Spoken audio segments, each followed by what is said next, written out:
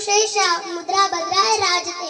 या शिवाजी महाराजांच्या राजमुद्रेला वंदन करून मी माझ्या भाषणाला सुरुवात करते.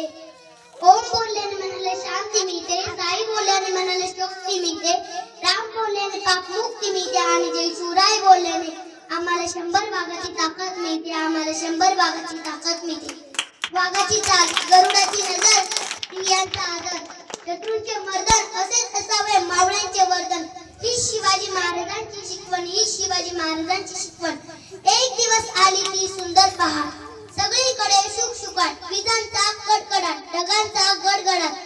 अशा या चित्र विचित्र वातावरणात भवानी मातेच्या मंदिरात शिवनेरी गडात जन्मली एक वाघ, जी करणार होती मुघलाचा नायनाट. मराठ्याचा सरदार, हिंदवी स्वराज्याचा आधार, जिजाऊंचा वारसदार छत्रपती शिवाजी महाराज. अरे म्हणतात ना, घासल्याशिवाय धार नाही तलवारीच्या पातेला. अरे म्हणतात ना, घासल्याशिवाय धार नाही तलवारीच्या पातेला. शिवाजी महाराजांशिवाय पर्याय नाही या महाराष्ट्राच्या मातीला. शिवाजी महाराजांशिवाय पर्याय नाही या महाराष्ट्राच्या मातीला.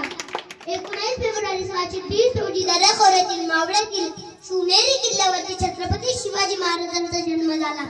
मित्रांनो, नशिबवान तर सगळेच असतात, पण नशीब बदलायला मात्र एकच होते. हसमुख तर सगळेच असतात, पण लोकांना हसवणारे मात्र एकच होते.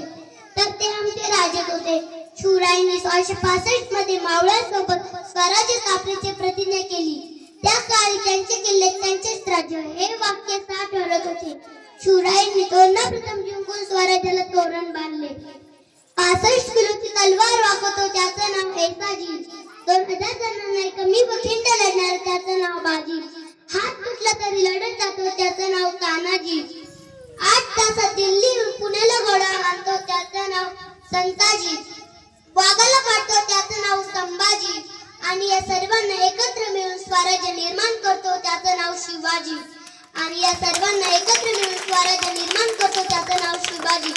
प्रौढ प्रताप पुरंदर, क्षत्रिय कुणावत वंश, सिंहासनाधीश्वर राजाधिराज, योगीराज, श्रीमंत